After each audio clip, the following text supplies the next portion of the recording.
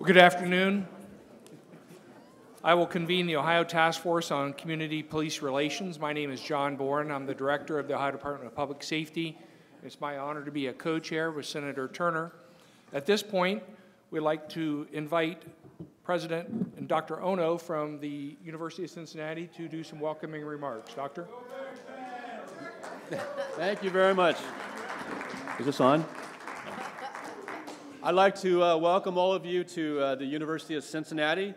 I like to call this university, as you guys know, the hottest college in America. And we are growing. Over the past 10 years, we have grown about 20-something%. And the number of programs that are ranked in the top 10 and our top 50 is at an all-time high. With 24 programs in the top 10 in the nation and 50 in the top 50, we're really proud of the University of Cincinnati. We're honored to have you with us here today for this task force meeting. Welcome. On behalf of the 44,000 students, 16,000 faculty and staff members, we are, in a way, a small city here within the city of Cincinnati. This discussion that's going to happen today is incredibly important, not only for this city, the university, and the state, but for the nation. Our students, faculty, and staff have all felt the impact of our nation's struggle with the recent police shootings involving Michael Brown, Eric Garner, and Tamir Rice. And some have spoken out by participating in marches or public awareness campaigns, or have taken part in small and large group discussions about inequality, injustice, and profiling. And some of that has taken place in a number of different town hall meetings across the campus of the University of Cincinnati, as you would expect at an institution of higher learning.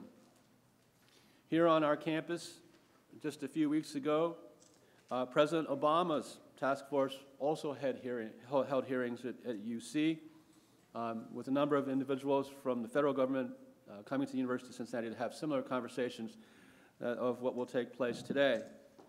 At the University of Cincinnati, I have, as president, offered seed grant funding to faculty members, students, and staff, and I'm seeking proposals through a process from faculty, staff, and students to develop projects that would generate knowledge and strategies for change and substantive civil discourse about policing and the community. Examples of the projects might include research assistance to our faculty and students, manuscript development, colloquia, invited speakers, additional programming, performances, external speakers, exhibitions, films, and awareness campaigns. Universities ought to be the place where these sorts of conversations take place. University of Cincinnati is very proud to have one of the top-ranked criminal justice programs in the nation, and also a faculty of law that is focused on these issues.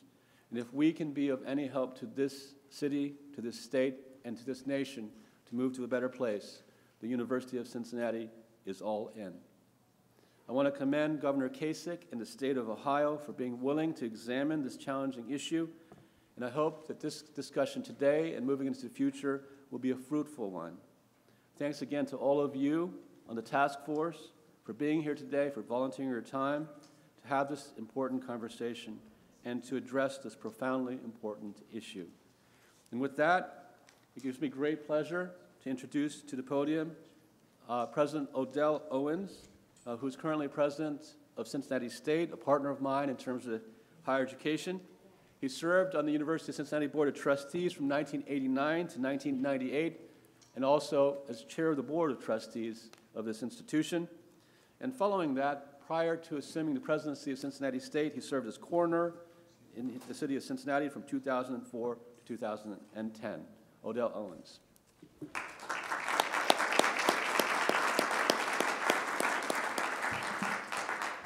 Well, it's hard to come up with another welcome after that great one by President Ono. But let me just say first, I want to thank the commission, and for you to take your time out and to see so many of you here in our wonderful city of Cincinnati is just great. I think and what you're doing is not just setting the stage for now, but what you're doing is setting the stage for those who are yet to be born. Your work is going to change the city and hopefully change the state. And I appreciate the audience, and I wish there were more people in the audience. When we can have an opportunity to dialogue, we have an opportunity to share with the experts, and people are going to make the recommendation back to the governor, how great that is. And Cincinnati has been ahead of the game in starting a conversation.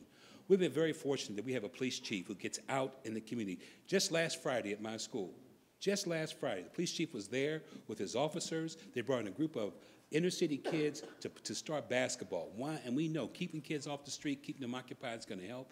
But it's more than just basketball. He's also sharing a way of life. And I can say from my experience as the coroner, and that's an important role, that during the time I was a coroner, we never had a problem in Cincinnati because as a coroner, I took those type of incidents, police shootings, death in police custody, and we made that a priority. We got the information out the next day. Good, honest, fair information, accurate information out. I will never forget the incident where a man was arrested, put in the back of a police car, and the officer had a suspicion that he might have swallowed some cocaine. And on the police tape, he begged the guy, did you swallow anything? Please tell me. I'll take you to the hospital. Please tell me. Please tell me. Man didn't say anything, and he died in the car. People were upset. The next day, we had done the autopsy, gotten the toxicology back, and I stood there and showed people on TV the bags of cocaine taken out of that man's stomach. And that calmed people down. Good information, honest information, and a trusting coroner's office plays a big role in helping that dialogue. So again, I want to welcome you to Cincinnati. Cincinnati State, we're a small school. We have 1,800 students. We only have 500 faculty, but we give people that second, third, and fourth chance at the American dream. Thank you.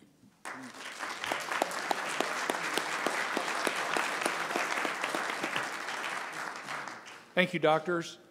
We're also joined here by the Assistant Chief Whalen from Cincinnati Police Department and also Chief Blackwell. Chief, would you like to say a few opening remarks or just wave?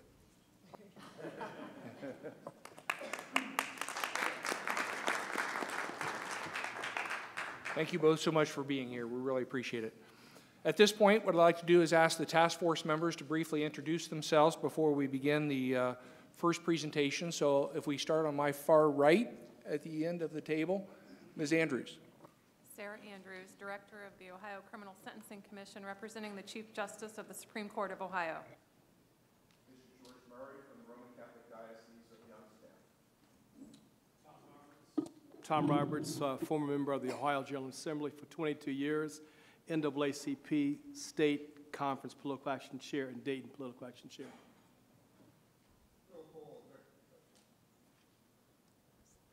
Phil Cole, Executive Director of the Ohio Association of Community Action Agencies. I'm representing our 50 members who cover all 88 counties of Ohio as we help people fight the causes and effects of poverty. Damon Lynch, local pastor here in Cincinnati, Ohio. Senator Coach Height, 1st Senate District, and on the same street as Cincinnati, I-75. Andre Porter, and serve as the Director of the Ohio Department of Commerce.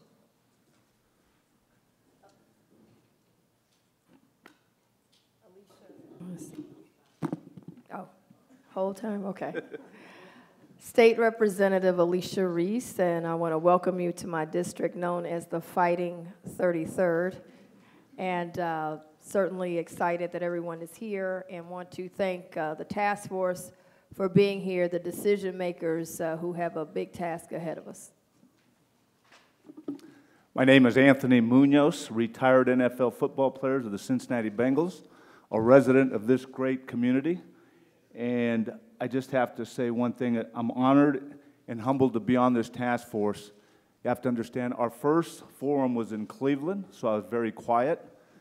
But this one, all I have to say is hoo-day. You have your Cincinnati group right here. I'm Amy Murray. I'm a member of Cincinnati City Council, and I'm on the task force representing the municipalities of Ohio. So for the task force members, welcome to Cincinnati. We are glad that you are here, and thanks to our police and staff from City Hall that are here today also. I'm Ronnie Dunn, Professor of Urban Studies at Cleveland State University, and Mr. Munoz, you could have been as vocal as you please, wherever you please.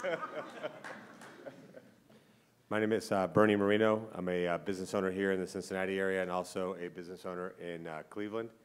and sit on the board of the Cleveland Foundation. So from a business and philanthropy perspective, this topic is very, very important. Detective Brian Armstead. I'm a detective with the City of Akron Police Department. I'm here representing the Fraternal Order of Police, Ohio. Thank you. My name is Ron O'Brien. I'm the county prosecutor in Franklin County, Ohio, which is the capital in Columbus, and I'm on the task force representing the other 87 county prosecutors across the state.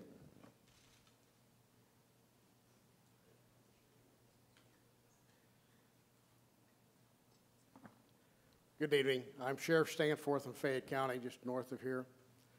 I also serve representing the Buckeye State Sheriff's Association on this task force. I'm the chairman of the Ohio Peace Officers Training Commission and a father of a son that will soon become a Cincinnati resident, probably within the week. So, yeah, vested interest in this town. So. And good afternoon. I'm Nina Turner. I'm one of the co-chairs along with Director Bourne. It's such a pleasure to be here in Representative Reese's backyard. It's fabulous to be here for this occasion of the community, all of us coming together to make sure that we deal with the issues that are plaguing us and coming together in such a way that causes a positive result. And I'll talk a little bit more about how the task force was formed right before we get into the public comment period, but really glad to be here and to be of service in this way. Thank you to the task force members and Senator Turner. Just to remind everyone, the executive order as well as the purpose of the task force should be outlined in the programs, as well as each of the task force members. If you just walked in, would like to learn more about them. The purpose of this public forum today, though, is for the task force to listen, although we will sometimes engage with both the presenters that are coming up to the podium and you, the public that will be providing testimony later. Our purpose for these meetings is to listen. And along those lines, we are extremely honored that the first person that will be doing a presentation is the superintendent of the Chicago Police Department, Superintendent McCarthy. Will you please join us?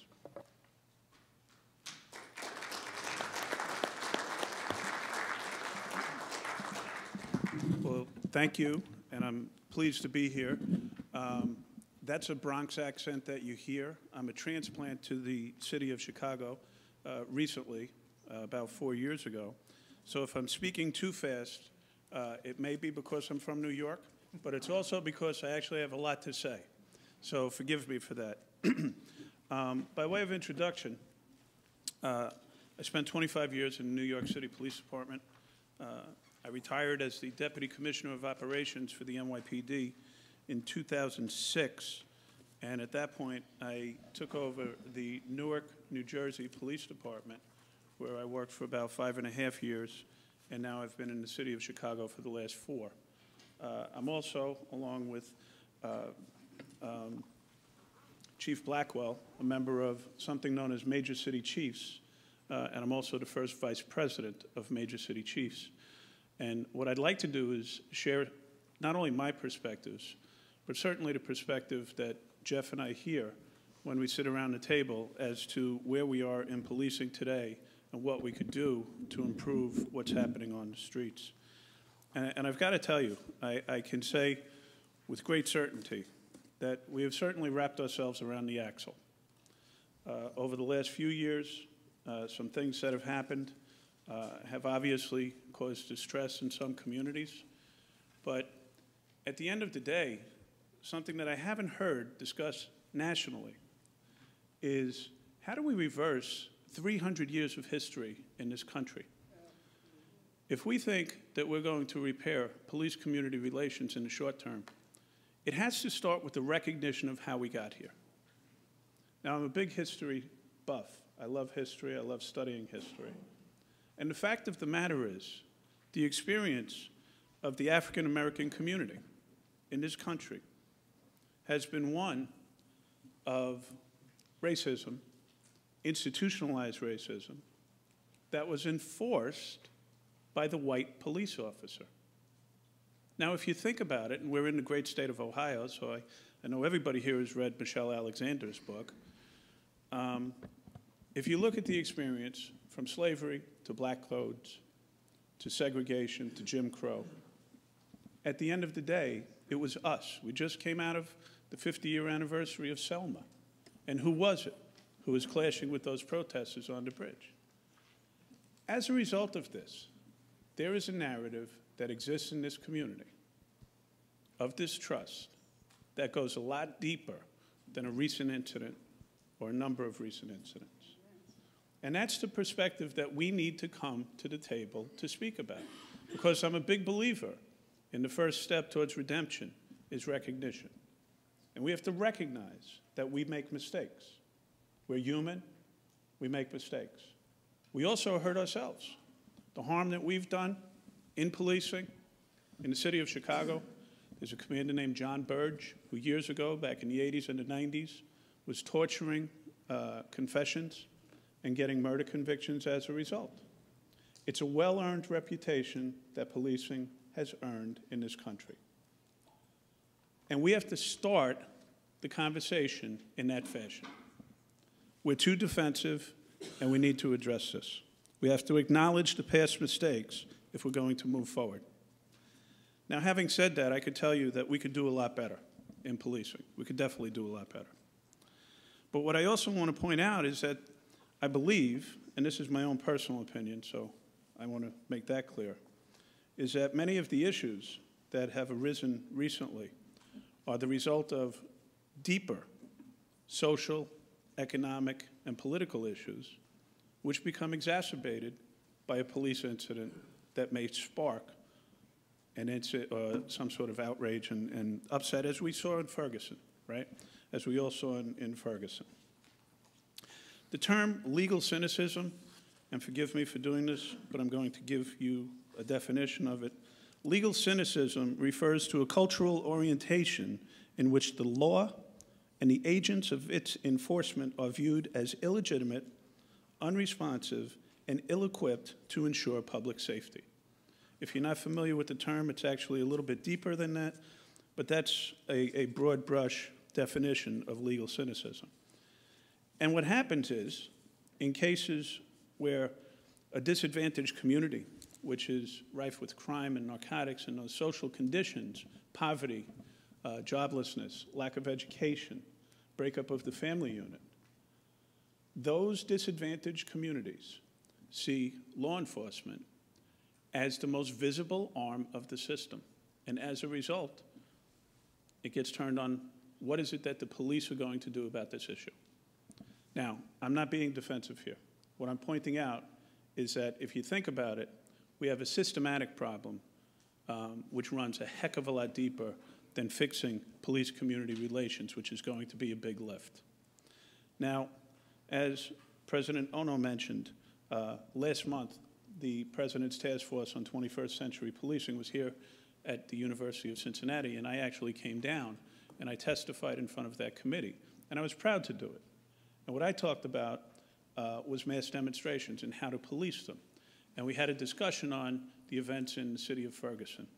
And there's two major criticisms that I would like to point out, which I think virtually any police chief in the country will agree with. And the first one is a lack of transparency in the wake of a critical event will allow a vacuum, and that vacuum will be filled with rumor, innuendo, and in some cases, things that are not true. The first thing that the police have to do is let down the curtain. We have to tell people, we have to stand at the podiums, and we have to stand and say, you know what? We made a mistake here. We did something wrong. Or it doesn't look good, and we have to investigate it before we can make a determination. Or, believe it or not, when the officer's right, we have to stand at the podium and say the same thing, that the officer did the right thing, and these are the circumstances as we know them now. And that transparency certainly did not exist in Ferguson. And the second thing that I talked about is the fact that, make no mistake about it, the police can turn a demonstration into a riot. And I think that's what we saw. Confrontation begets confrontation. If you address somebody in a confrontational fashion, you will receive confrontation in return. And a couple of years ago in Chicago, we were able to take this concept during the NATO summit, if you were aware of it, probably back in 2000, 12, I guess it was. And we came out in a soft look. You did not see armored vehicles. You never see rifles on the front line of a demonstration. We didn't even come out in helmets until such time as it had ratcheted up where people were throwing rocks and bottles and we had to protect ourselves. We didn't put on riot gear, or turtle suits as we call them in the business, until such time as those rocks were being thrown and we had to go in and extricate people from the scene. We didn't fire tear gas into a crowd. When I was getting ready for the NATO summit in Chicago, we had community forums just like this, and I'll never forget one where somebody raised their hand and they said, "Are you going to use tear gas to control the crowd at NATO?" And I said, "Only if you can describe to me how tear gas controls a crowd." Right? So all of those, and by the way, we changed the use of force continuum so that only I, as the superintendent of police, could authorize the use of tear gas from that point forward. And we never used it. We made a minimal amount of arrests, and we did exactly what we said we were going to do, which was protect people's First Amendment right while at the same time preventing criminal activity, and that's exactly what we did. We can do a lot better. We can do a heck of a lot better.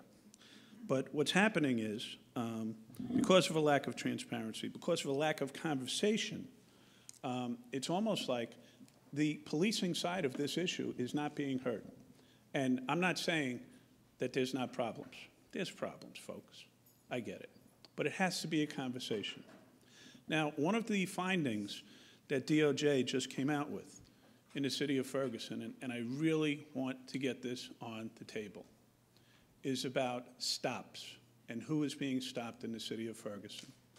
Now, this keys off of something that you all know, I presume, was a big issue in the city of New York, and it was called a stop and frisk scandal, which it wasn't. It's stop, question, and frisk, or in law enforcement, it's called Terry stops. DOJ just came out with a finding that said that African Americans were being stopped at a higher rate than a proportion of the demographic of the community that existed in Ferguson. This is very troubling to me because we're comparing the wrong data sets.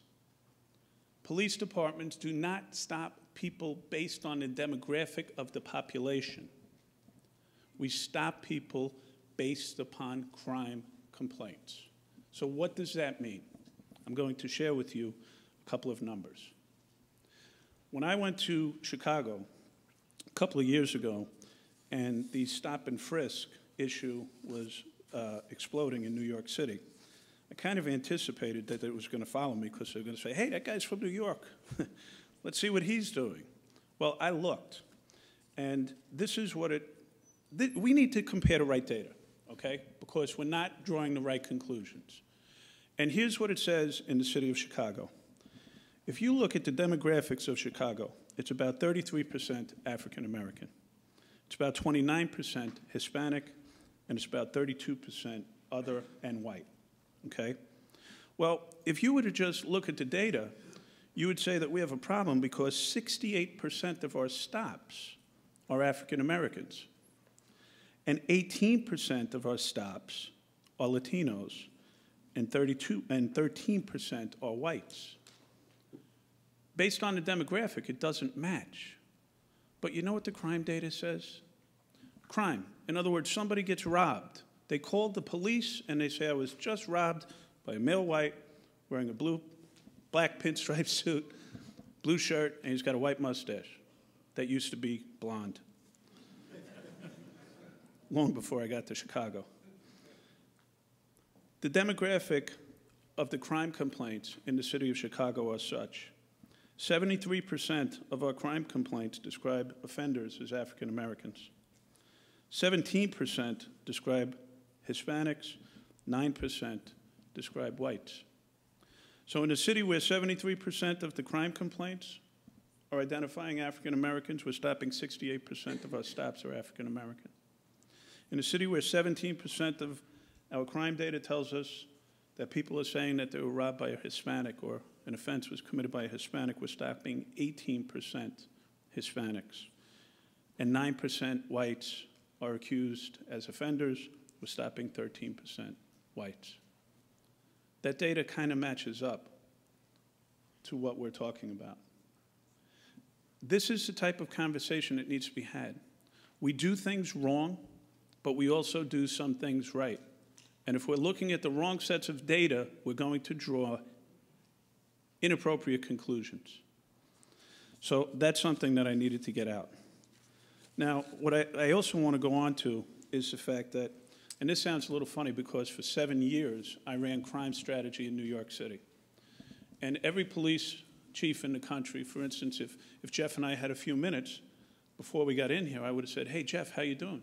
And Jeff would have said, oh, my shootings are down and my robberies are up, or my murders are down and my burglaries are up. And I would have said, no, Jeff, how are you doing, right? Because in 1994, New York City started something called CompStat. And CompStat is a business management principle to control crime. It holds commanders accountable for reducing crime. Now, the problem is, what people don't understand is that CompStat is about outcomes, not outputs, right? The outcome of reduced crime is what CompStat drives. Now, unfortunately, we measure things. We measure metrics. And as a result, it becomes very easy to get confused and say, okay, so what does CompStat mean? Well, we got to make more arrests. We've got to stop more people. And that's not the case. If it's about outcomes, it's about stopping the right person at the right place at the right time for the right reason, which will reduce the crime. It's about arresting the right person at the right place at the right time for the right reason, not arresting everybody. And by the way, I'm here to tell you that we all need to understand that mass incarceration is a real issue in this country. Our war on drugs has been a wholesale failure, and law enforcement will never fix the narcotics problem in this country because it's a criminalized social problem. When we say we can't arrest our way out of a problem, that's absolutely true. But if we arrest the right person at the right place at the right time, we will have an impact on crime. That's what CompStat does. But it's very easy to get caught up in a numbers game, which causes problems with stops. The constitutional issue with stopping somebody is enormous. And if you can't articulate why you're stopping somebody, you should not be stopping them. But good crime data will contribute to stopping the right people at the right place at the right time. That's something that law enforcement needs to do. Now, because of this misunderstanding of outcomes versus outputs, law enforcement in general in this country has abandoned community policing. I'm speaking in broad brush strokes here, so forgive me. Has abandoned community policing for specialization. We put officers in task forces to reduce crime. Almost the singular focus of policing has become reducing crime. And as a result, we've created these task forces. And they go in with heavy-handed tactics to various places. And I'll give you the Chicago experience that really defines what's wrong. When I got to Chicago, we had these two big task forces that roamed around the city doing all the police work. And we were really a tale of 3 different police departments. Because the task forces were the I do the enforcement police. We had community police officers who went around and made people feel good. And then we had officers assigned to patrol districts who did nothing but answer calls for service. And they did nothing but answer calls for service for 2 reasons. First of all, we handled too many things that we shouldn't be handling. That's a whole different issue that I don't have time to get into. But the bigger issue was the fact that those task forces drew their officers from the districts, which meant that we took cops off the beat to put them into these task forces to go reduce crime, to quote-unquote tamp down crime. That's a completely dysfunctional department. And what I did, and I took a lot of heat for this early on, was I broke up those task forces. I distributed those officers to the districts. We created, get this, a career path for executives, not a political system, where hard work and meritocracy moves you ahead rather than being hooked up with somebody. We gave them the resources. We pushed down the authority and the accountability. We demanded beat integrity. The same 2 officers on the same beat every single day. I don't think there's a police officer in here who has not been to a community meeting where the first hand goes up and the first question is, why are you stopping my son? You know who the criminals are, but you drive right past them. Well, in this style of policing, with these task forces who have citywide jurisdiction rather than the beat officer who's in the same geographical area every single day, we don't know who the criminals are. And we can't tell the difference between the 5 kids coming from basketball practice who are on one corner versus the 5 kids who are always standing on the other corner. Community policing needs a structure for delivery, just like a business model. And in the model of these over-specialized task forces that are being used across the country, we go in and we offend the community, unintended consequences, probably break the law constitutionally, and then abandon that community with no connection, which takes us back to legal cynicism, because the system is not producing the result we all expect, which is to get the right. Somebody's got to go to jail, folks. It's the shooter. It's the guy with the gun. I'm not saying drugs are okay, but somebody's got to go to jail. And we have to be specific in methods to identify them. We can reduce crime while building trust in the community. It's got to start with the acknowledgement of how we got here. We can return officers to beats. We can break up task forces, insist on beat integrity. We can push down authority and accountability. And then we can use alternative strategies like something called ceasefire, which you use here in Chicago. Here in Chicago. I'm in Cincinnati, I think, right? Here in Cincinnati, right, Anthony Munoz. Cincinnati, I got it. Ceasefire as an alternative method to doing enforcement, to bringing in gangbangers and talking to them and trying to make them, holding them accountable for their behavior. And with it, we structured ourselves for the delivery of community policing, and we created probably one of the best trainings for police legitimacy in the country. We worked with Tom Tyler and Tracy Mears, which I presume you know about police legitimacy and procedural justice. They helped us design a program that every police officer in the city of Chicago has gone through. And what does that mean? It means sometimes it's more important how you do something than what it is you're doing. And explain yourself. We don't do a good job of explaining ourselves. You don't stop somebody, frisk them, and then say, now get the heck off the corner. You explain to them why you did it. You tell them that there was just a shooting around the corner, and this is a location where we anticipate that there could be retaliation, and therefore we're concerned about your safety and whether or not you're carrying a gun, and those are the reasons why we're here. So what are the results of what we've done in Chicago? We've got less crime. We've got 40% less crime in the city of Chicago over the last 4 years. 40%. That's a big number. We've got historic lows in violence. We had a murder rate last year that we haven't seen in the city of Chicago since 1965. And by the way, it's not good enough. We've got a long way to go. It's a fully stocked pond.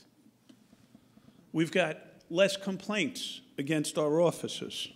Last year, over the last 2 years, we've had 19% less complaints lodged against our officers by civilians.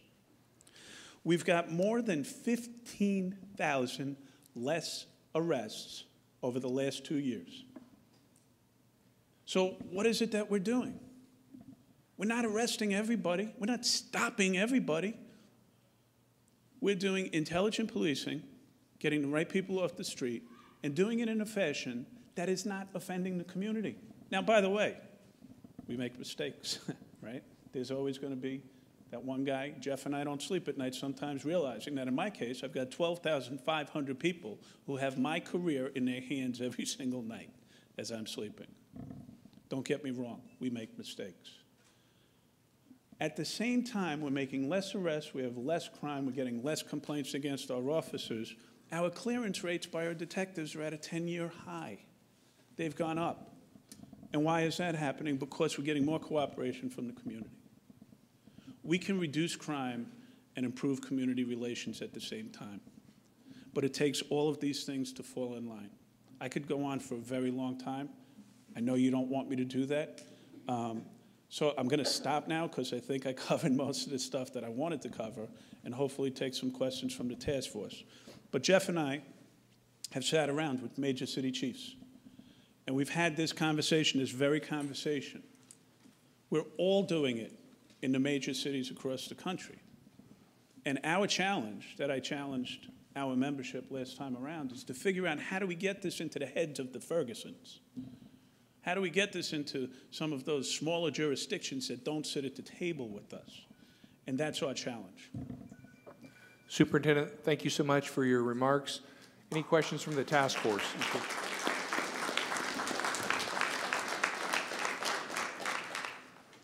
Mr. Marino. So you talked about CompStat. In business, obviously, we love data. That's what we do. I think we sometimes get overblown with data and Excel spreadsheets. I don't leave home without this. Right, exactly. My question is, do you ever look at that same data at the officer level, where if you're a supervisor, that you can look at patterns and trends to identify where somebody may need help? Yes. As a way to make that happen? Yes, and as a matter of fact, most departments across the country have varying systems of this, of early warning systems. There's something called IA Pro, which is a software which helps us identify officers who are getting complaints. And one of the things that we're moving to now in the city of Chicago is respect stat, as I like to call it. It's not just holding the commanding officers accountable for crime conditions, it's also holding them accountable for the behaviors of their subordinates. Senator Roberts. Thank you, Mr. Chairman. Superintendent McCarthy, thank you for your testimony.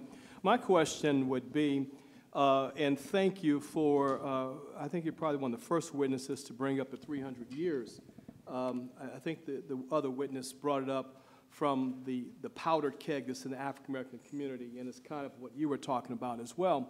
But what my question is to the issue of diversity training. Wouldn't this be something that you would think would be covered in diversity training? And if it is not, what is being covered in diversity training that we need to improve on? You know what? That's a great question, and I'm not going to stand here and tell you something I don't know. I have not looked at our diversity training in a number of years, and I got to go back and take a look. That's something that is a great question. It should be covered. I'm not positive that it is. But, you know, I hate to do this, but I almost want to challenge people on something along that line, because this is very frustrating to me. When people talk about the city of Chicago, they talk about the fact that it's a segregated city. And they're right. And it was like that on purpose for a long time. You know, in New York City, after the Abner Louima scandal, which I'm sure you all know about, where a Haitian immigrant was sodomized in the bathroom of the 70th precinct, you know who was assigned to that community to bring it back into the police department? It was me. It was me. And it's frustrating for me, who was born in the Bronx in a very diverse community. I speak Spanish as a result of that. I worked in Spanish Harlem. I worked in African-American communities virtually my whole career. It's very frustrating to hear people complain about segregation in Chicago, yet demand that we have African-American officers and African-American staff in those places, because if done properly, anybody who has the right education and the right mindset can serve that community as well as anybody else. Diversity is very important, but that's a sticking point that I think we have to work on. Bishop Murray. You just have to hold it in, Bishop. You just have to hold the button in, Bishop. Hold it. Okay. All right. Superintendent, thank you very much for your testimony. When you were talking about analysis of situations in Chicago, I wondered, as you listed the progress that has been made. What, in your judgment, has caused the problem on the south side over the last few summers where there have been so many killings? Guns. Guns. The Chicago Police Department takes more guns off the street than every police department in the country every year. And in 2013, we took 3 guns for every 1 that the Los Angeles Police Department took off the street. And we took 7 guns for every 1 that the New York City Police Department took off the street. So the guns are a direct cause of the murders, the proliferation of firearms. Now, having said that, what are the root causes of crime? We all know it's poverty, it's education, it's breakup of the family unit, it's godless children, right? It's all of these things coming together at the same time, and then we have to deal. Everybody wants to know what I'm doing to lower the murder rate in the city of Chicago. Well, I could tell you 100 things, but I can't fix poverty, education, breakup of the family unit. But there's things that we can do to slow down murders. It's really simple. In New York State, they repealed something called the Rockefeller drug laws, which were called the draconian Rockefeller drug laws. And as a result, incarceration rates have gone down. While at the same time, they stiffened the penalties for illegal, I'm going to stress, illegal possession of a firearm. This does not impact the Second Amendment rights of Americans to carry firearms. And as a result, incarceration rates are going down in New York. Homicides are still going down in New York, as are gun seizures all at the same time. So from the law enforcement standpoint, that's the big one. Representative Reese. Thank you for your testimony. And I want to piggyback, I think, your opening comments when you say the first step to redemption is recognition, and that the people become too defensive and must acknowledge past mistakes. I want to follow up on that. I know we spent a lot of time on the economic and the educational piece, but we are seeing an increase where these incidents between police and African-American males has gone now beyond the walls of the impoverished neighborhoods and predominantly African-American neighborhoods. They're going out into Beaver Creek, Ohio, for example, in a Walmart, not in the hood.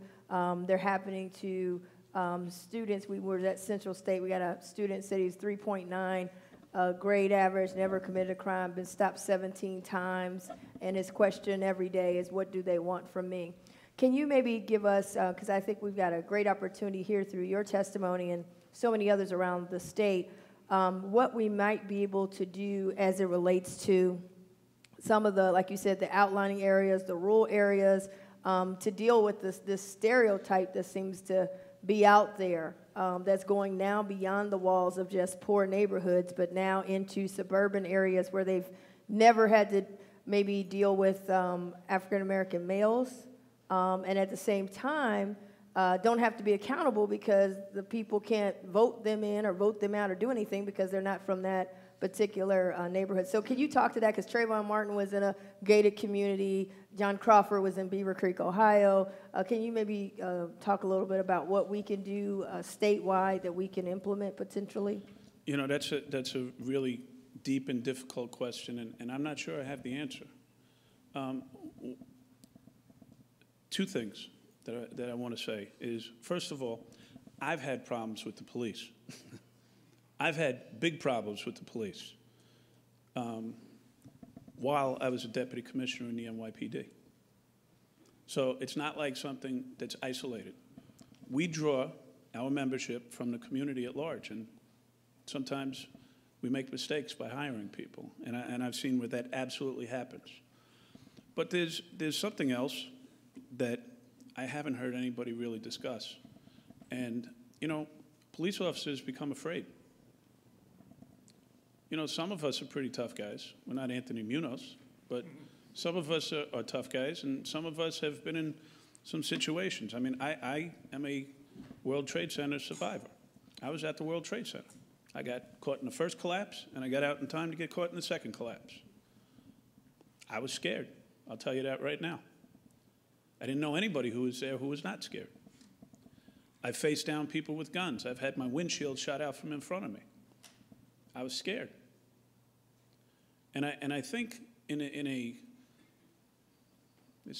may be a mistake, but I'll say it, in a macho society of policemen, I think that sometimes we don't know how to handle being scared. And what do you do when you're scared? False bravado, right? That's when you get bigger. That's when you get tougher. And I think that, you know, one of the things that we do wrong, and this is something that really just dawned on me recently, it didn't dawn on me, somebody pointed it out to me, Sue Rahr, who's a former sheriff in Washington State. She's in charge of, she's big into training. We train our police officers to go out and be warriors, right? What do? We in some departments, we shave their heads. We treat them like they're in boot camp. And we send them out, you know, in a militaristic fashion. And then we say, now go be nice to people. It doesn't make sense. And you know, I think that some of those issues might impact what you're talking about. And you also mentioned something else about, you know, and this was happening, I could tell you this, during Ferguson, as I was watching it, aghast, probably as the rest of the country was. You know, there were people who got political points for the way it was handled in their constituencies. And that was really troubling. That was really troubling. So, I mean, I don't have the answer to your question. I didn't grow up in a neighborhood where I could avoid being involved in diversity. And as a result, I have a whole separate mindset. I don't get it. So I don't know. Sorry. Superintendent, any other questions from the task force members? I know he is going to be heading back shortly. Doctor? Yes, thank you. Superintendent, thank you for your testimony as well. I really appreciated your candor, particularly in regards to the discussion of the relevance of the history. I did have a question regarding your assessment of the data cited by DOJ in Ferguson, and you said those disparities were created, for the most part, if I'm understanding you correctly, from crime complaints. The disparities in traffic stops were related to crime complaints. My question, if I'm not understanding or quoting Go ahead, you ask your question. I'll please make sure. clarify. I'm sorry. Is what role, if any, does the use of police discretion play in those disparities, particularly as it pertains to traffic stops? I've done significant research in this area, and I know in Cleveland, for example, where the Terry stop, I'm sure you're aware of the history, it originated in Cleveland. The disparities for blacks are significant, particularly in relation to those offenses for non-moving violations. In essence, seatbelt violations, driving under suspension. So I was wondering if you could speak to that. So let me just make sure that I explain myself properly. I'm talking about Terry stops. Since you bring up traffic stops, we can include that into the conversation. You know, the Monsignor asked me, what is the driver of violence on the south side of Chicago? And it's guns and gangs. And the way that the guns and the gangs get to shoot each other is they get in a car and they drive into the other person's turf, do a drive-by shooting, and then leave. We do a lot of car stops on the south side as a result of that particular crime dynamic. So that involves traffic stops now, not just Terry street stops, okay? And what I'm saying is comparing data sets of population demographics to stops is the wrong set of data. Crime data should be compared to the stops. And that's what we do at CompStat if it's being done properly. That's why, you know, I have the probably misfortune that I probably have more experience with CompStat than anybody else in the country. I was a commander in New York City when it was started in 1994. So I was a victim of CompStat, as we like to say in the business, for 5 years as a commander. Then I was the overseer of it in the NYPD for 7 years. Then when I left, I took it to Newark, and I've taken it to Chicago now. and in its purest application, CompStat is a methodology to prevent people from doing things they shouldn't do in a police department, which is, where are you doing your stops? Let's look at your shootings on the map, and let's look at where your stops are. Okay, so they're in the general vicinity of the shootings. That's good. But now let's look at the time of day. What time are your shootings at? They're at 8 o'clock at night. Well, why are you stopping people at 7 a.m.? That's not going to prevent that shooting from happening at 8 o'clock at night. So all of those data sets play into the legitimacy of a police department. And if we use the wrong data sets, we draw the wrong conclusions. And that's the point I'm trying to make, and I'm not sure I made it. Thank you. Any other questions from the task force? Mr. Marino. Sorry, one more question. You got the data guy, so. Is there ever such a thing, like in business, if my company is in trouble, you have outside companies that you can bring in, like a McKinsey-type war room scenario consulting group. Is there such a thing for police departments? Because I can't imagine that police departments around the country have the resources to keep a team like that in place just in case. I'm sure you don't have that kind of budget hanging around. So is there such a thing nationally where if a city's in trouble, you can bring in a team of the smartest people in the country to drive cultural change within that organization over a 12 to 24-month period? Oh, wow. No. The short answer is no. Driving cultural change, boy, and I've been experienced in this for a long time now, and I had the fortune to be a young commander in the NYPD when Bill Bratton came to town and actually changed policing from being reactive to being proactive, right? From sitting back and, picking up shell casings and bodies to figuring out where the next murder is going to happen and try and stop it. Now, the unintended consequences that grew out of that from a misinterpretation and understanding of how we got there is what has happened in New York. Okay? So I was involved in that cultural change, and I was the overseer of it for 7 years. Then I went to Newark, and you know what? Let's just forget about Newark. I went to Chicago after that, and I learned an awful lot in Newark that was really helpful to me as far as organizational change in Chicago. And what I have made my mission in Chicago is not to look at reducing crime today as being my success. I'm looking at my success as what happens 3 to 4 to 5 years after I leave, whether or not I've driven that organizational cultural change. That does not exist in policing. What we do have are best practices that we share with each other. As I said, the training that we did for the department, which is now in its second phase for legitimacy, is being shared with anybody in the country who's interested in seeing it. They come, we train the trainers, they go back to their departments. And a ton of major cities have been coming to us to replicate it. We go to the conferences all the time, and you know what? We spend a lot of time working, exchanging ideas and best practices as how to make things work. Sometimes a city or a department may be able to come up with some sort of funding to get some folks to come in to see if they could help us out in those veins that you're referring to. But nothing exists to stay in place for 12 to 24 months. You got to realize that we're subject to political cycles. As I stand here right now, my mayor is in a runoff, right? And April 7th, Rahm Emanuel is either going to be the mayor or he's not going to be the mayor on April 8th, which means that I may or may not be the police superintendent. So there's pressure to perform right now, and most people don't look that far in advance. But when I got to Chicago, after seeing Newark snap back by the time my plane landed at O'Hare, we got a 47% reduction in the murder rate in Newark, New Jersey, and by the time my plane landed in Chicago, Newark was right back to where it was before I got there. So my plan has been building it from the middle level up and now institutionalizing that change. There's nobody to help us do that. Superintendent, we have one more question. Senator Height. Thank you, Mr. Chairman. And Superintendent, thank you for your testimony. I think it's been fantastic. And I'm an old history teacher, and I wanted to bring this up in the other meetings, and I just haven't done it. I figured it's about time maybe I do. When we have young white males who don't know the history of this country very well, and they haven't seen Selma, and they haven't seen Mississippi Burning, and they haven't seen the movie 42, which I would definitely think it would be important for everybody to see those three, among other movies, just so that people that are young that have been told, well, things are a lot better now. Things aren't what they used to be. It's not the 60s anymore. I mean, you hear people say things like that.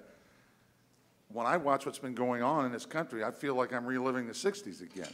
So my question is, when we talked about history, how can we teach that history that's necessary? What would be done? I mean, in my history class, I'd have probably shown movies like they did in the old days. That's not good enough. But kids don't really know. And so what can we do to help them with this history and just make it part of the training? You're talking about for police officers? Yes. Well, look, police officers succeed or fail based upon training and supervision. Training and supervision. And part of the training, as I believe it was Monsignor pointed out and asked a question about the diversity within the actual training, and I have to go back and take a look. We have, you know, and I'm sure, my dad was a New York City policeman after he came home from World War II as a Marine. And I'm sure when he went on the job, the old-timers were saying, you know, these kids today just don't get it, right? And I know when I went on the job, the old-timers were saying, these kids today just don't get it. And here I am 34 years later saying, man, these kids today, they just don't get it. You know what's different today that's really troubling? Is journalism. It doesn't exist. The media competes for ratings, like E.T., right? Who gets better ratings, and that's how they report their stories. And unfortunately, they drive the message. People always want to know what I'm doing to change perception. And this is the media that's asking me this. So I don't think the right stories are being told. Look, I'm not saying that this is not defensive in any fashion. I don't think the right stories are being told. Why aren't we telling the good stories about what happens in these disadvantaged neighborhoods? And there's tons of them. We all know them. We all know in the police world that it's 4 to 6% of the population that causes 80% of the violence. We know it. Why don't we design the criminal justice system to focus on that 4 to 6%? And then most of these problems will go in a different direction because we don't have to be warriors trained in a police academy to go out and get ready to do battle. We could look at people in a different fashion because we'll be trained differently because that threat doesn't exist constantly. All of these issues have to be addressed. That's why I said it's a greater social, political, and economic issue that we're dealing with here. It's legal cynicism on steroids. And if we only focus on fixing police-community relations, in my book, that's akin to going to the doctor for a bad back and having knee surgery. In 2 years, my back is still going to be hurting me. And we're not going to be able to change police culture unless we focus on the bigger picture. It's not going to solve what ails us. You have to take the right medicine. So I don't know if that answered your question. It probably did not. I don't know how to teach them because we're not getting help from the media is what I'm saying. Superintendent, you have time for one more question? Of course, yeah. Reverend Lynch. I got nothing to do, guys. I'm good. All right. No, but you know what? I really enjoy this because it's really important. Again, I want to thank you, like everyone else, for your testimony. I firmly believe we wouldn't be here if in the quote-unquote high-profile cases that there was some accountability and people got what they perceived as justice, whether it's Tamir Rice, John Crawford III. So when we talk about the crime problem and all the underlying issues of poverty and education and breakdown of the family, we also have to go on the other side, on the police side of it, and where's the accountability there? And that's why I think there's the uprisings in Ferguson or Cincinnati, because if we had, what the community would have perceived as a grand jury indictment for Eric Garner, or a grand jury indictment for Michael Brown, or John Crawford, or Tamir Rice, then we probably wouldn't be having these discussions. So that's the problem. It's the entire criminal justice system, not just the police. It's the grand jury system, the judges. So how do we fix that? And so that the community gets some semblance and some sense of justice on its end. You know, Reverend, I agree with you 1,000%. There has to be accountability in policing. And unfortunately, we're subject to constraints from other forces. And let me give you an example. I'm accountable for the behavior of every single police officer in the city of Chicago. Yet I am not the final word on discipline in the Chicago Police Department. We have a civilian oversight, a police board, where separation cases go to the police board. The police board has only agreed with me when I've recommended separation 25% of the time. Just think about that. Just think about the fact that people are always talking about the fact, well, the police need oversight. Yes, we absolutely do. And if the criminal justice system was operating the way it should, and the disciplinary systems within the departments were operating the way that they should, all of these problems that you brought up would not be the problems that they are today. If the criminal justice system was working right in Cook County, where Chicago lies, we wouldn't have prison overcrowding. We wouldn't have 26% of the inmates in Cook County Jail in 2013 were incarcerated for narcotics-related offenses, while only 3.8% were incarcerated for gun possession. What's the priority of the criminal justice system? This has to be taken apart and put back together on every single level. I'm not sure, and I'm probably going to get myself in trouble. I do that frequently. As you can tell, I speak a lot. I'm not sure that we should have elected officials as district attorneys.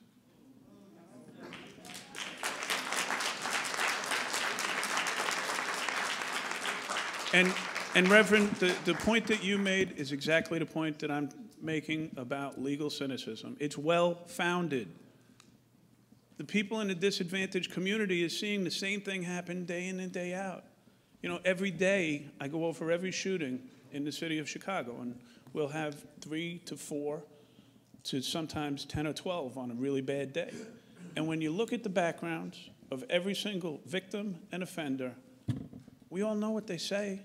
It's that 4 to 6% that don't get incarcerated. We had 130 cases last year of individuals that, if we had some semblance of stricter gun laws, would not have been on the street to shoot or kill somebody.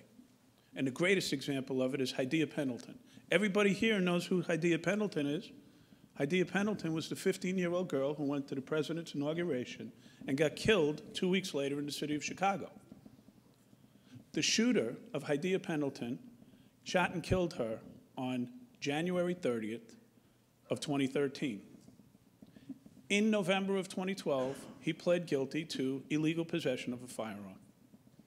He shouldn't have been on the streets. The focus of the system the system will produce what it's designed to produce. And the system is not designed to reduce gun violence and change that legal cynicism. We declared a war on drugs, and we put it on the police to fix the narcotics problem in this country. That's crazy. That's crazy. So I don't know the answer, Reverend, but I could tell you this. It starts with the recognition of exactly what you just said. And we do things wrong, and we need to be held accountable, just like everybody else. I hope I answered that. Superintendent, we can't thank you enough. Obviously, as a leader of the second largest law enforcement agency in the United States and former operations commander of the largest law enforcement agency in the United States, we know your time is valuable. We certainly appreciate it. I know you have to get back to Chicago tonight, so thank you again. Thank you very much. My pleasure. Thank you for having me.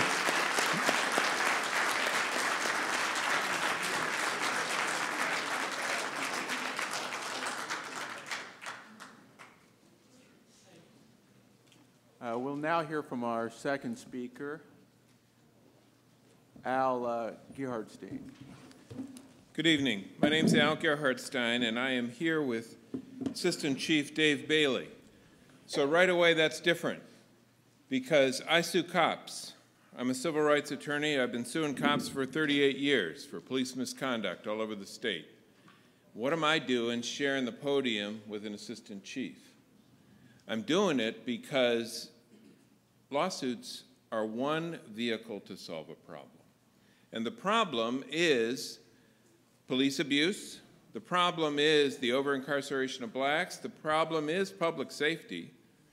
And I do it, I work on those things by making sure the cops do their job, but I stay around and I try to implement reform efforts. And that's what we've been doing in Cincinnati, and that's why I'm sharing the podium tonight with an assistant chief, because together we've been working for 13 years in Cincinnati, and there are many authors of the collaborative here that know as much as I do. Reverend Lynch was my client in the collaborative effort, and there are many others here in the room tonight that can tell you what I'm going to tell you. But I'm going to very briefly give you the Cliff Note version of what we did with respect to the collaborative, and then I'm going to get real concrete and offer some concrete ideas on what this commission might do to take it to another level. So, take me back. We're back in 2000. 15 African-American males had been killed in the last 5 years at the hands of the police. The city was in an uproar. Iris Rowley came to me with Reverend Lynch and said, and with other attorneys, and said, you know, we got to do something. The police are killing our people.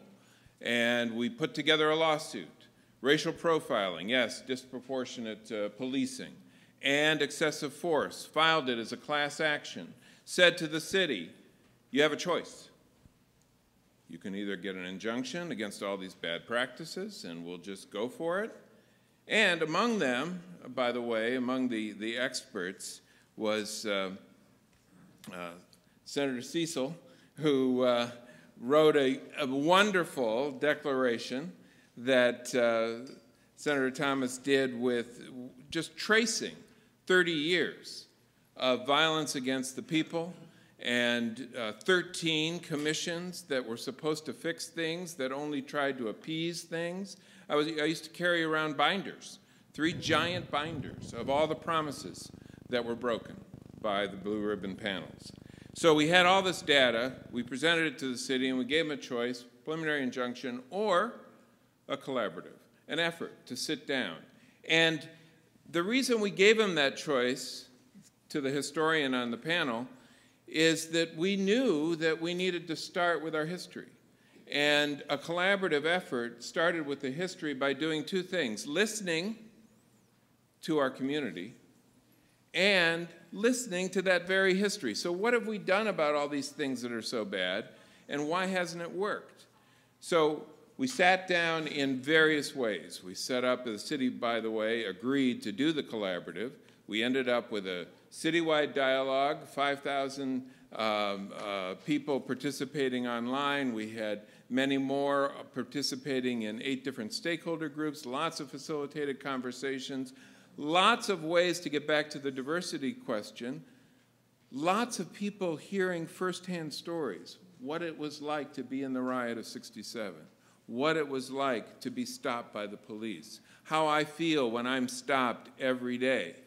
And these stories, and then from the white perspective, then from the officer perspective, then from the spouse perspective, then from the bureaucrat's perspective, and the minister, everyone together. We had Neighbor to Neighbor, which was a program run by the Cincinnati Enquirer. We had the Cincinnati Human Relations Commission sponsoring study circles. There was huge dialogue going on across the city, and at least during that period, the media was fine.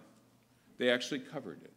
They actually gave, there wasn't anybody getting killed, but the media covered the story that white and black people were talking to each other. Poor and rich people were talking to each other. People in uniform and people without uniforms were talking to each other and learning from that. Got 10,000 ideas, literally, on what to do about police-community relations. Then, the FOP, which was a party to this, and not very often does an FOP get invited in, but the FOP, the city, and the plaintiffs, the black community, sat down and hammered out the collaborative agreement. And that had 4 basic pieces. One was use of force reform. We wanted to make sure that we were doing a better job of training officers and deciding when to use lethal force and when not to. And the addition of tasers was part of that, which turned into another issue. But at the beginning, it was an effort to reduce the use of lethal force. 2 was accountability. We established the Citizens Complaint Authority. It was one of the first, if not the first, that actually had subpoena power with an independent professional staff No, it's not just a bunch of citizens who are untrained. An independent professional staff with a very rigorous program so that when you got a case, as the citizens who sat on it and reviewed it, they saw what they had, and their decision was made before discipline was decided. There's so many of these citizen review boards that end up taking forever, and by the time they decide the case, the officer's already been disciplined. It made no sense. So here we tried to do it differently, and that was put in place. We also had an early warning system put in place with the police department so that there'd be tracking of regular daily activity. And the internal investigations were thoroughly reviewed by the Justice Department, which we were working in tandem with. So use of force reform, accountability, bias-free policing. We track all the stops in Cincinnati, and to this day, when there is an officer, and this is the data I like to compare, officer working a certain beat at a certain time of day disproportionately stops people of color. That officer is going to get talked to in Cincinnati because the other officers who work that beat at that time of day and see the same people going by don't stop those black people. What's going on here? So that officer gets talked to, and that is an important aspect of the collaborative, and that's one of the ways that problem was addressed. The most important thing was community problem-oriented policing. John Eck is here. He's our mentor in that as a city, and that's great. I mean, what that is that was the answer to the biggest problem we faced. You heard already today a bunch of discussion about over-policing of the black community and some defensiveness suggesting that, well, that's where the crime is, so you're going to get a lot of black people arrested and there's nothing we can do about it. There is something you can do about it. And what is that? That's making sure that your whole vision of what your crime strategy is involves solving problems. And that may not mean just catching bad guys.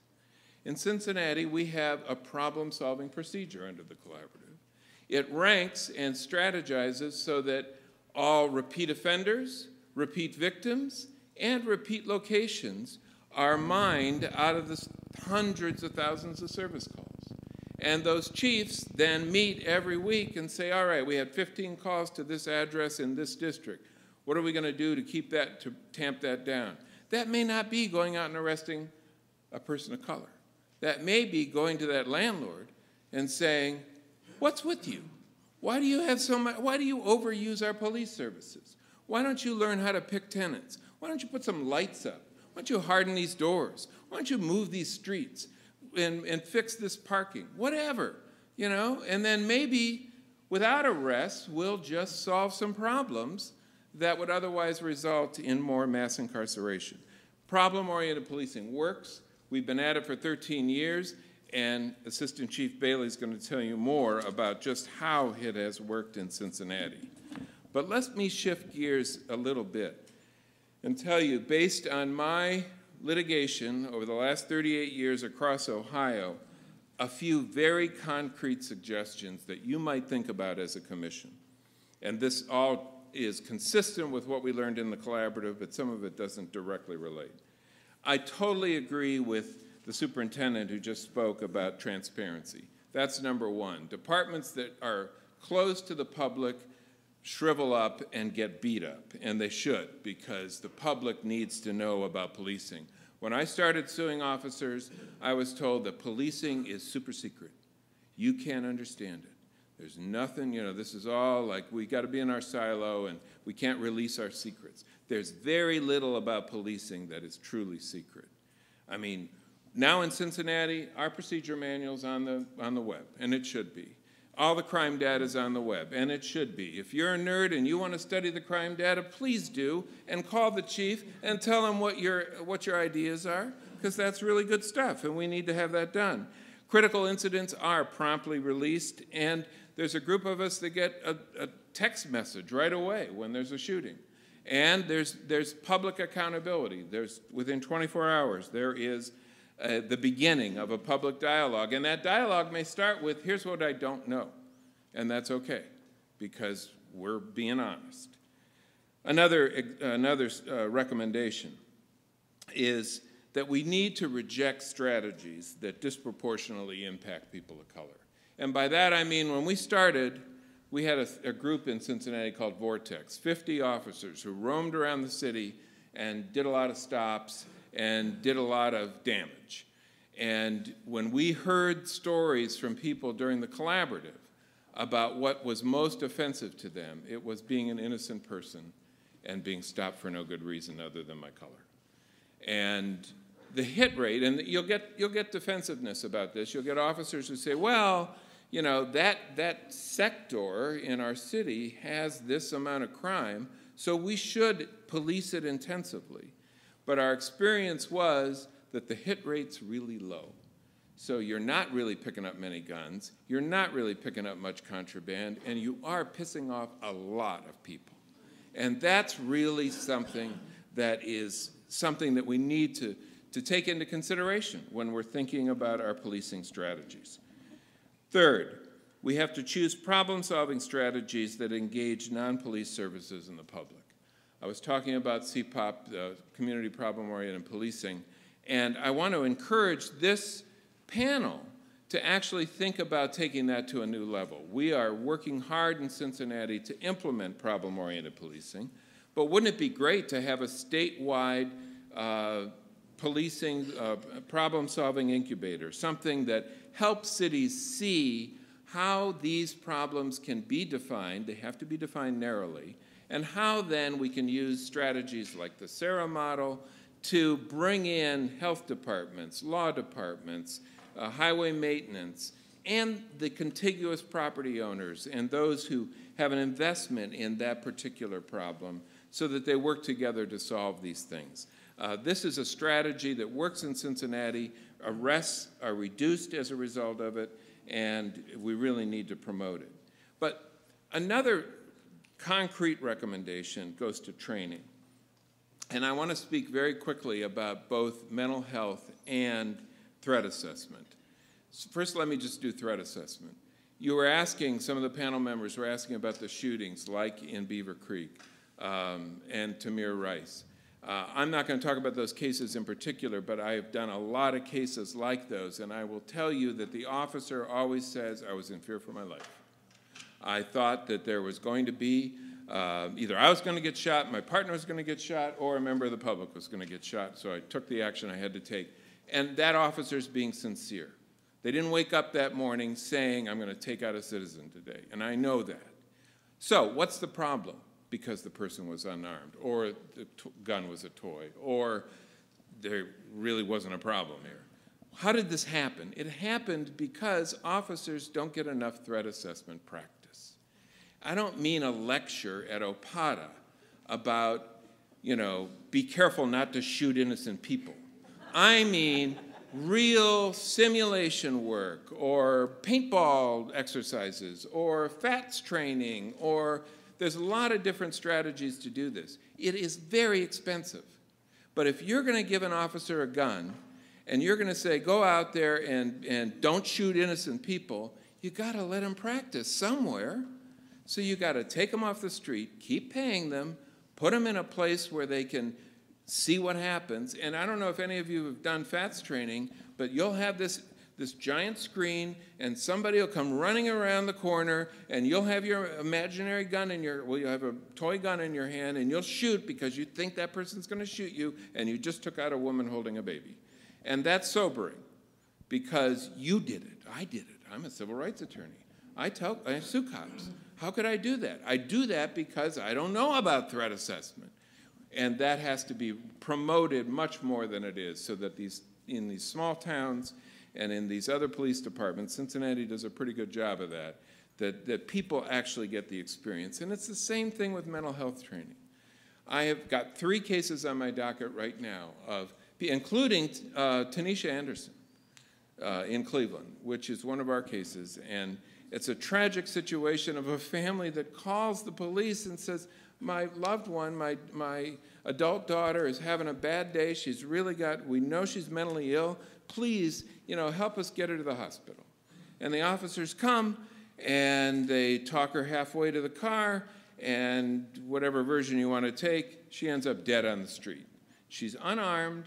She's simply mentally ill, babbling, and underdressed for the weather, and now she's dead.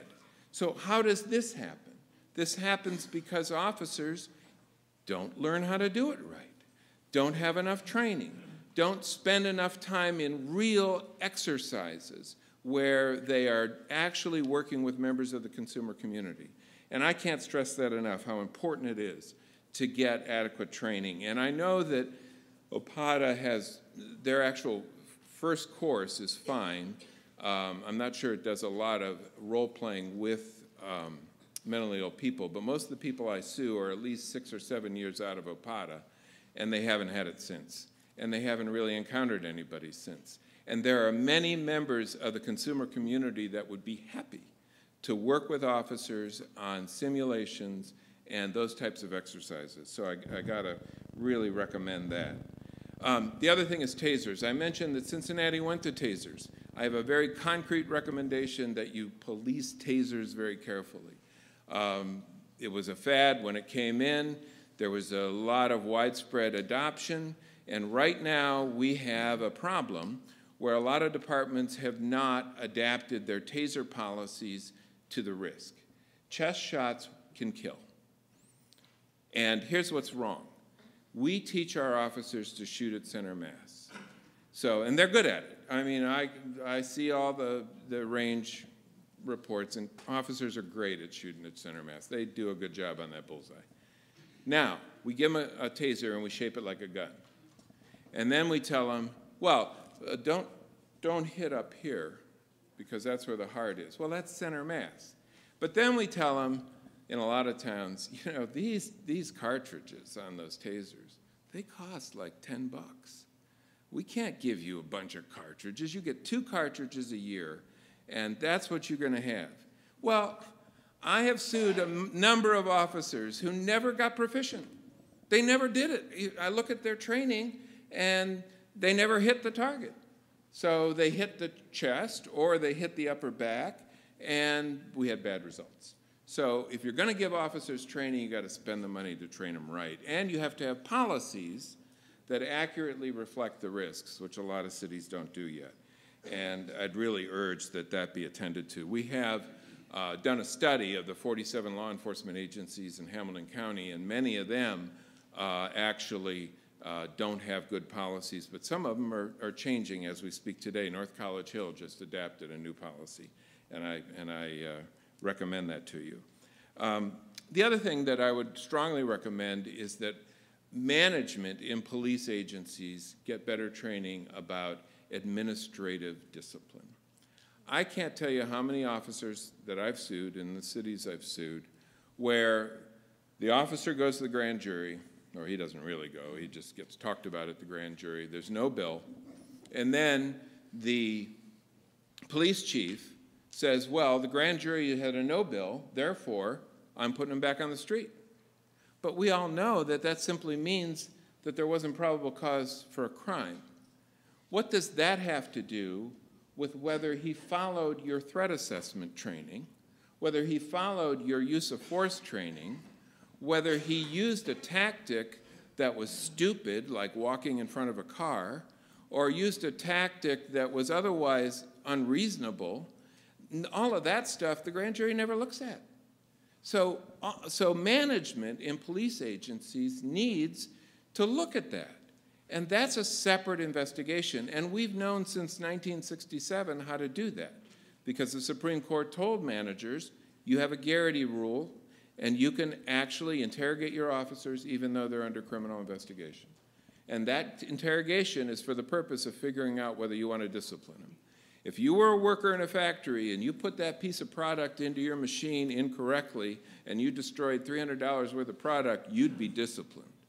If you're an officer, similarly, you don't follow the procedures, you shouldn't get a pass. And we aren't seeing enough thoroughness when it comes to things like that. And I got one last thing, very concrete thing that I want to share with you.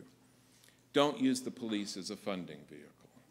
We've got you saw in the Ferguson report that fines were a big engine, a big way that small communities sometimes keep their budgets balanced. We actually have that in Ohio. And we've had several cases like that in my office. And I attached to my written testimony one recent consent decree that I negotiated with the city of Middleport. And it's simple. I mean, it's so tempting to tell your officer, you know, park up here and just get everybody who's just a couple miles over the speed limit, or some other thing that totally enrages the community. And then they get sucked into the situation of, there's largely poor people here, we really don't have the money to pay all these fines, so we don't pay the fine. Then we get arrested for driving without a license and all this other stuff. And the local municipal court can sometimes be rigged, and that's what that consent decree tried to fix. So we want to stop those types of problems. All right, I could go on forever, but I won't, because I know that Assistant Chief Bailey needs a shot at this. So we do questions after him, or Yes. now? Yes, after. All right. Well, and I will just do a disclaimer. Nothing I said is approved by Chief Bailey, is done on behalf of Chief Bailey, but he probably likes some of it.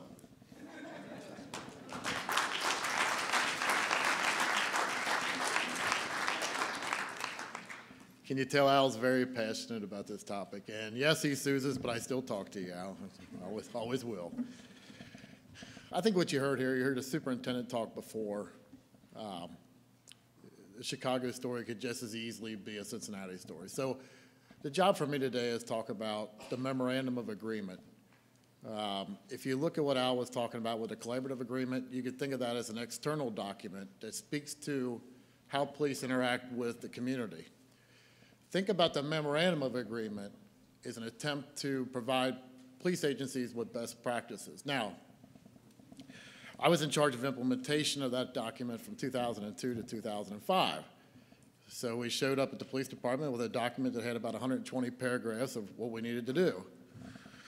In itself, changing policies and moving a 1,200-person agency toward best practices doesn't sound too hard.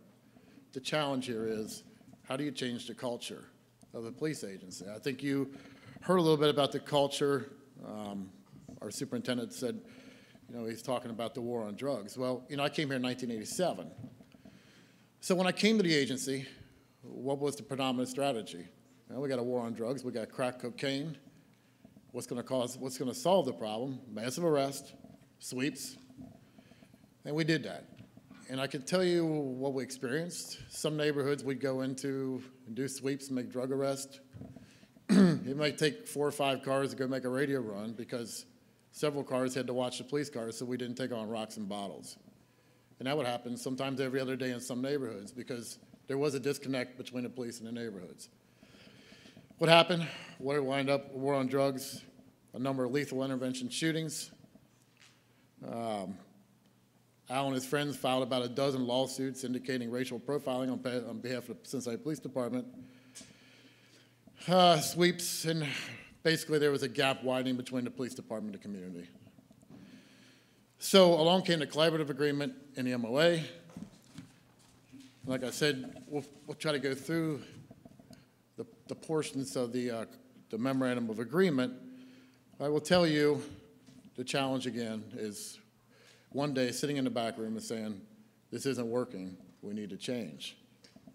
If you look at the memorandum of agreement, there's 6 major parts of the agreement. The first part of it is a general provision section. The second part addresses general use of force policies. The third part is our documentation level. The fourth part is citizen complaint process in the strategy of the CCA. The fifth part is the employee tracking solution. And finally, the agreement addresses training. Al spoke about the formation of a mental health response team. What that entails is we put together the agreement called a cadre of officers, but since all our officers go through 32 to 40 hours of mental health response training. What that's basically designed to do is basically understand if somebody is in crisis, number one, determine some applicable strategies to deal with that person, and remember, time is on your side. We don't just stop there. We train our folks on mental health response, but in the districts, we also have mobile crisis team workers that work with us. I was a commander of District 5 for about 5 years, Outside my office was a mobile crisis response worker. And I remember one time we had a person in one of my neighborhoods that was barricaded, going through some mental health issues inside of a house. I said, come on, you're going with me. And we put a bulletproof vest on her. And actually, she was giving us on-the-scene advice on how best to deal with this person.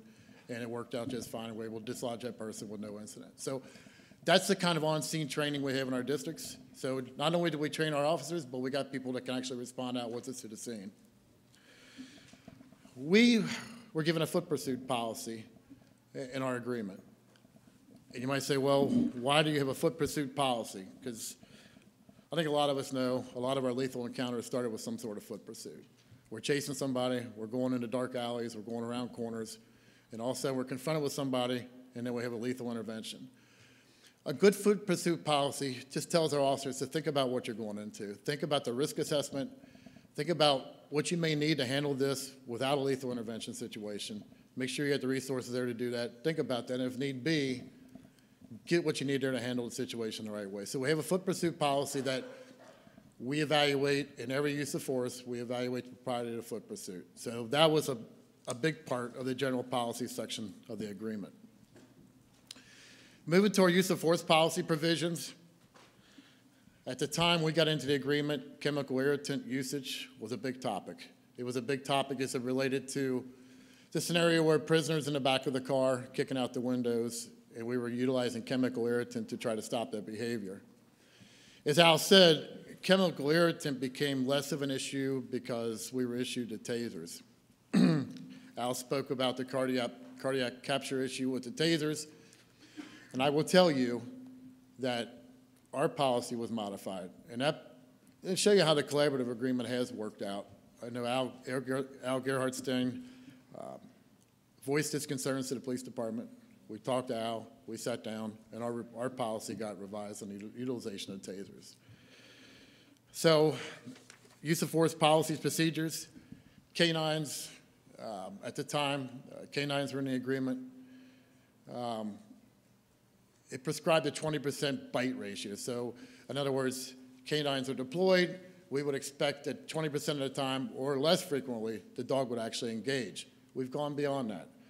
Now we got dogs, basically we changed our philosophy on canines. Now our canines are basically a finding tool. The dog will find an individual and will bark, alert the handler so we can make a much more controlled and tactical apprehension.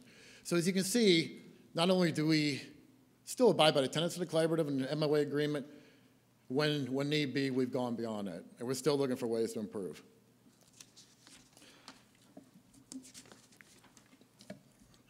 The other part of the agreement involves a citizen complaint, the formation of the CCA.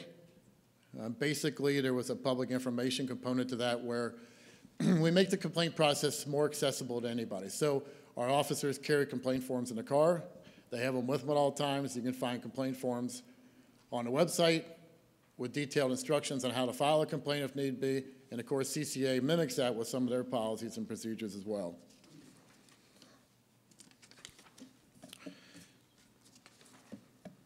And finally, somebody here asked about employee tracking. As part of the agreement, we've implemented an employee tracking solution that does track all of our employees. It shows people outside the normal range. On a quarterly basis, the police chief meets with all the commanders, and we address those folks, and if need be, come up with intervention plans to basically change their service delivery, whatever needs to be done. Of course, training was addressed in the agreement. I'm going through it real quick, but what is the impact of these reforms? I think that's the important part here. I passed out a brochure to the commission, but what's the result of this? Just over 43% reduction in Part 1 violent crime, 32% reduction in property crime, 52% reduction in misdemeanor arrest, 40% reduction in felony arrest, almost 70% reduction in police use of force incidents, 41% reduction in citizen complaints, 55% reduction in citizen injuries during encounters with police, and 72% reduction to police injuries with encounters with citizens. Where do we go from here? What's our observations on the MOA? Instead of massive arrest sweeps, Now we engage in SERVE, Cincinnati Initiative to Reduce Violence, which basically speaks to that small percentage of folks that are causing a lot of the problems. Orchestrating investigations to maybe incapacitate some of the most violent offenders. At the same time, when you look at community, and Al was talking about how do you get other folks involved in this, the city has what they call a neighborhood enhancement program, where you get all city government together, you look at a neighborhood, you look at crime complaints, you look at disorder complaints, look at service complaints as regarding blighted issues, decline issues. You overlay them and decide where do we need to go and do some problem solving across all layers of government. This has actually worked in a number of communities, and I don't think we stop there. I think that this becomes a permanent part of our problem solving process where this team basically prioritizes and goes into a number of neighborhoods and makes improvements. Place-based strategies are also important. We're finding out just as SERVE addresses individuals' capacity to commit violence, what are we doing about the places that facilitate violence? We're now embarking on campaigns, and we look at these every week. What's the places that are causing us problems? How can we use legal strategies to combat some of those problems and take care of that side of the equation as well? And of course, community building and strategic planning seems to offer a lot of promise as well. I think the key is, as Al said, how do you bring all layers of government to the table? How do you assess what the community needs along with the community? And then engage the community in a strategic planning process on where we want to be. And I think what happens in the end, our attempt is the police become an active partner with the community in establishing guardians, mentors, and the anchors we need to move forward. So I think if you look at the collaborative strategy and the MOA, what we've done here is we moved beyond that, and now I think we serve to address a lot more problems. So that's pretty much my piece on it. Any questions?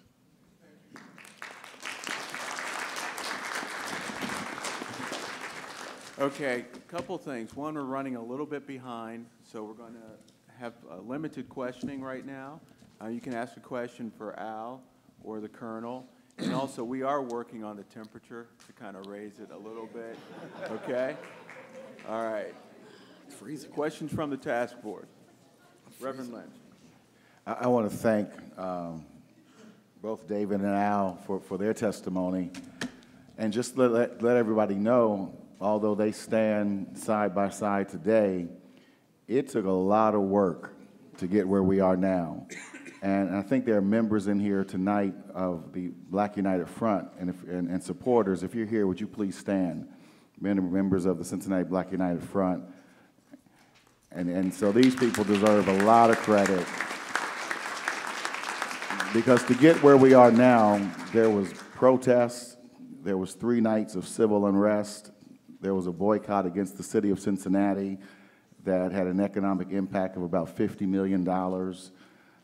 Initially, the city didn't want to come to the table, the police didn't want to come to the table, but there was tremendous amount of pressure from people in the black community and others that got us to where we are now 14 years later with one of the best agreements in the country right here in Ohio. So I think that should always be recognized for people, in Cleveland and Beaver Creek and other parts of our state who are struggling, because we all had the same problem. What Cincinnati has is a process, and hopefully others will end up with a similar product, if not better product.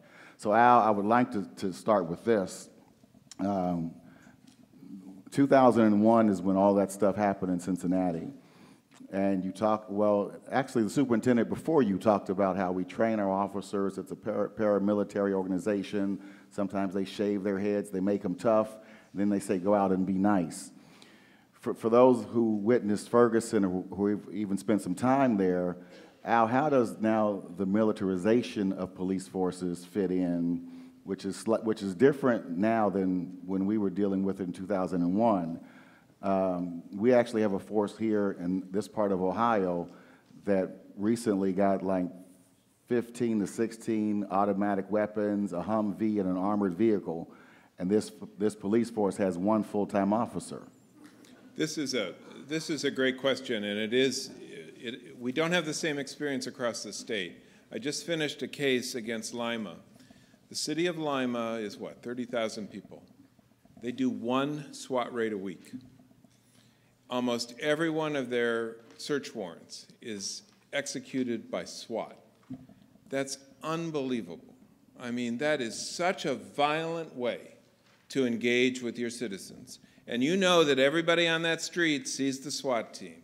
Everybody in that house experiences the terror, and there are children, and I mean, it's unbelievable. And there are other communities that still are wedded to overuse of SWAT, and we don't do that here. I mean, we have a SWAT team, and we don't bring them out unless it's really needed. And that's a really, really important thing. So we don't have that problem as much, but it isn't the same across the communities. What else? Do you have anything on that? Okay. Representative Reese. I had a quick question, and I know Reverend Lynch certainly gave a lot of credit, but I think he also deserves a lot of credit, Reverend Damon Lynch III.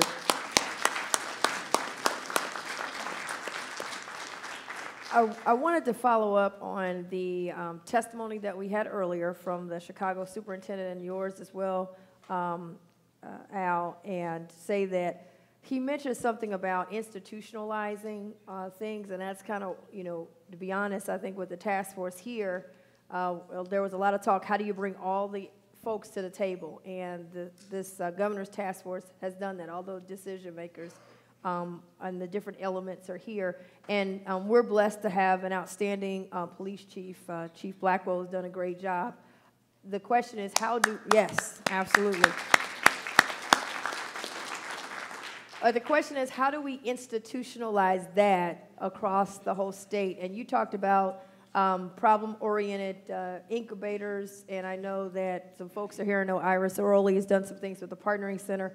Can you tell us how we might be able to institutionalize that and duplicate it across the state? Well, understand, and that's a great question, understand that police agencies don't like to change. So this is an important challenge. And police agencies across the state are strapped for cash. I mean, I've sued agencies that pay minimum wage, make officers bring their guns, overuse auxiliary officers, which are free. Those are wannabe officers who get fully decked out and have arrest power, hoping that someday they'll get a real job, but in the meantime, they're policing communities and shooting people. So we have a huge range of talent and skill. And so what we did in Cincinnati, just to kind of strengthen the backbone for change, was have a federal judge implement our order for 6 years. So we can't always do that. You have a legislature which has set up OPATA, which has designated training and done some mandatory training, very small. Every year there's so many hours of extra training that should be done, and a little bit of that is mandatory. The rest is discretionary. You might think about really beefing that up and requiring that that the mandatory training be expanded, and that when training is done, proficiency is measured. I can't tell you how many training courses I've gone to where it said the guy showed up. I mean, I don't want to know if he showed up. I want to know if he got it, if he really mastered it, if he is going to implement it the way you taught it. And that's the kind of training that's really needed. And that, I think you already have the legal capacity to order, and especially on mental health training, especially on threat assessment.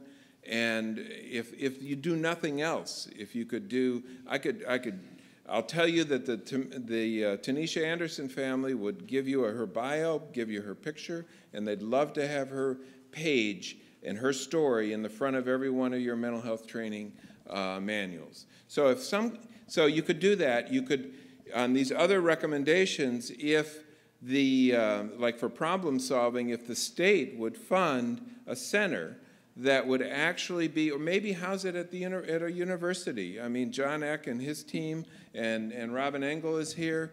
I mean, there are people who really know this stuff, And the question was, is there somebody who could fly in and teach us how to do stuff right? Yes, there are people like that, but there's not always the will to do it. So if you get money and talent and they knock on your door and you're ordered to have a certain level of officer level proficiency and then manager proficiency, I want managers to know that they need to do their own independent disciplinary review. They shouldn't give everybody a pass who comes out of the grand jury. That should be some of the training that's mandated. I mean, I'd be happy and I'll volunteer to get in the weeds on this, because this is the type of stuff that if you could come out of this using the wisdom from the litigation and the orders that have gone down and the wisdom from the officers who've lived it on the street, you could get some really powerful ideas cemented that wouldn't cost $1 zillion, that might just use your money wisely. But you might have some other stuff.